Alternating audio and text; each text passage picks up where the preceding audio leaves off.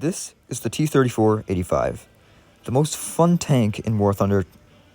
Today, I'll be telling you about the history of the T-34, along with showing some gameplay of the T-34. And man, this thing is awesome. You run around the battlefield, flanking whoever you want, whenever you want. Without further ado, let's get into some gameplay. The T-34 was designed in 1940 as a multi-purpose vehicle intended to take advantage of breakthroughs in enemy lines.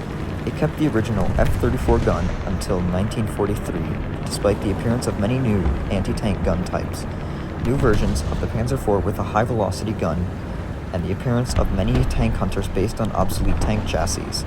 After reports of the new Russian tanks had reached the OKH, German engineers were sent back to the drawing board under the pressure of many generals and the full support of Hitler himself. From their work emerged both the new models of tanks, the Panther and the Tiger. Both the T-34 and KV-1 combined excellent armor with a potent gun, while the T-34 also had great mobility and was easily mass-produced. The Panther had its origins deeply tied to the T-34, with all lessons from the Eastern Front well learned.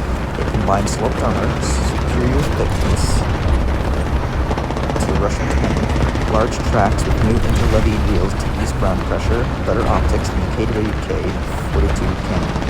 At the same time, the Tiger combined thick armor with the devastating power of the 88mm cannon. The Russians didn't wait for the German response. By 1942, the Panzer IV, armed with a high-velocity 75mm cannon, was already a threat, and triggered reports well known within the Straka.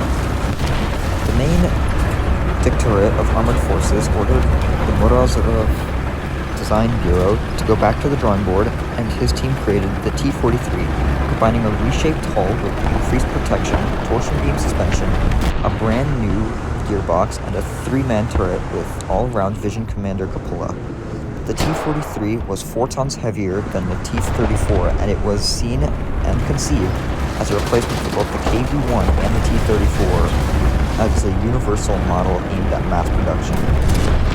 The T-43 suffered some delays due to having a low priority. Zavod delivered the first 2 prototypes in December 1942, and in March 1943 the T-43 shared to ease production a major part of its components with the T-34, including its 76mm F-34 cannon.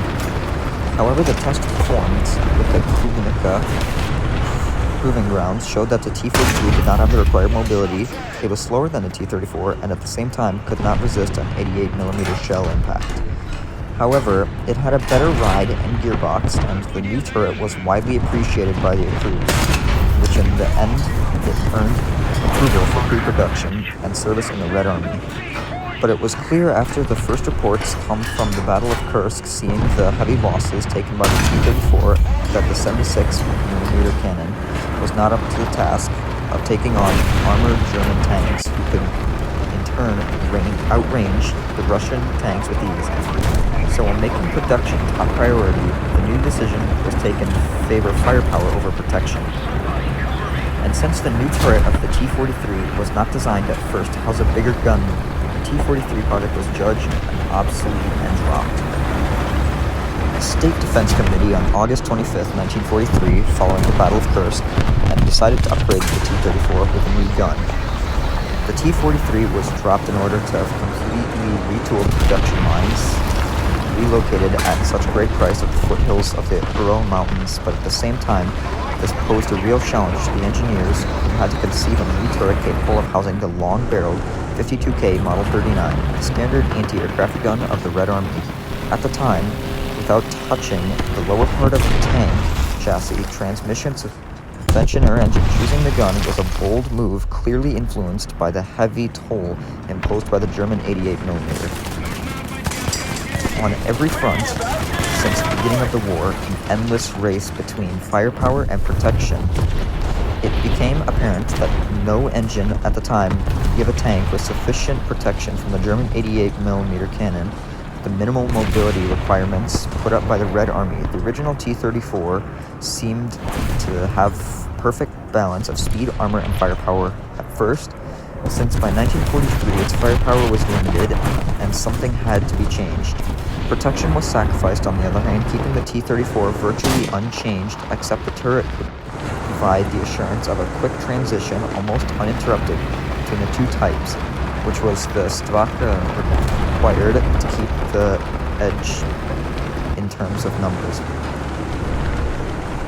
The gun was the M1939 air defense gun, in the prototypes at least. But later on, the D5 was the SU-85, a tank destroyer based on the T-34 chassis. It was armed with the ZIS-53 for the same purpose gun as the M1939 52K anti-air gun. But later, it could adopt the D5T or the ZIS-85 guns with a long barrel and without a muzzle brake. Recoil dictated a very large turret, or at least very long. The roomier design had the advantage of being roomy enough for 3 crewmen. The commander, being freed from having to load the gun, his turn helped concentrate on possible targets and generally to have better awareness of the battlefield. The T-34, what an interesting tank, I'll tell you.